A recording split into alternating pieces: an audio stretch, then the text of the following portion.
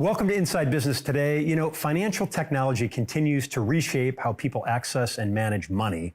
But for millions of Americans who are unbanked or underbanked, access to financial services remains a real challenge. Our next guest believes that digital assets and Bitcoin can play an important role in expanding financial access while creating new opportunities for consumers. So joining us today is Paul Tarantino. He is the CEO of Byte Federal. Paul, welcome to the show. Thank you for having me. Thanks for coming in. Appreciate it. So tell us about Byte Federal and the problem you are really trying to solve. Sure. So Byte Federal was started in late 2016, and it was really about providing access to, as you said, the and underbanked.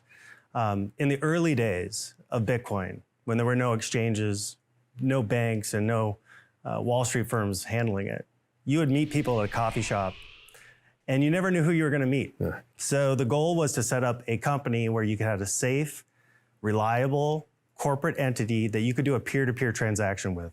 So you no longer had to meet that random person at Starbucks. You could walk into any convenience store, register, put money in the machine, and get Bitcoin sent directly to you. Wow, that's wild. And so the company was founded with that mission in mind, right? To really just like simplify things. Absolutely. So for all of us at Byte Federal, Bitcoin is the mission, right? When we discovered it, we knew it was life-changing, not only for ourselves, but as soon as you experience that, when you experience what Bitcoin can provide to you, you want to share it with as many people as possible. So for all of us there, it was about how do we provide access, how do we make it safe, and how do we make it easy? I want to know about, like for those of at home especially, how does a Bitcoin ATM work? Yeah, great question. Yeah. So it's not like a traditional ATM, right? So it's more like a Bitcoin vending machine, except you register at that machine like you would if you were going to open up a bank account. So you provide your driver's license, we scan it right at the ATM. Okay. We do the background check to make sure that you're not in an OFAC sanction list, you're not been committed into any fraud.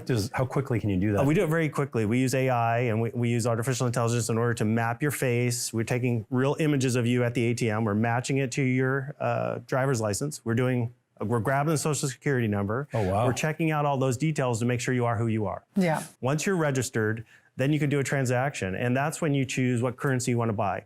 98.8% of everything we sell is Bitcoin. Yeah. We do have other cryptocurrencies, but by large, most of the people are acquiring Bitcoin. Mm-hmm. Once you select that coin, you start to insert the cash. You give us your wallet address that you want the Bitcoin delivered to, and we send it straight to you. What about Bitcoin ATMs and fraud? I mean, do you think this narrative is accurate, or is there more to the story? Oh, there's way more to the story. There's so much misinformation around Bitcoin. And unfortunately, specifically in the Bitcoin ATM space, what we're seeing is that people are, well, I don't want to say people, I want to say certain lawmakers, certain regulators are presuming that the ATMs are the fraud, that we're the ones perpetrating the scams. For us, it's all about educating the lawmakers that it's not the Bitcoin ATMs, it's the system by which we're letting the scammers in the front door. And then we're doing everything we can, along with the banking institutions, PayPal, Venmo, Zelle, you name it, we're all dealing with this fraud. But we're doing above and beyond what we can in order to stop it from happening to our customers. So if people want to learn more, where can they go? So you can visit bytefederal.com. And it's B-Y-T-E. Good point. Yeah. Byte, B-Y-T-E, federal.com. Okay. And I would also recommend they go to bytefederal.com/fraud-prevention. Or just search Byte Federal Fraud Prevention, and it'll take you to our website. Right. We go through in detail the architecture of a scam, how it goes from that phone call to the Bitcoin ATM, and all the financial players in between that also experience these risks.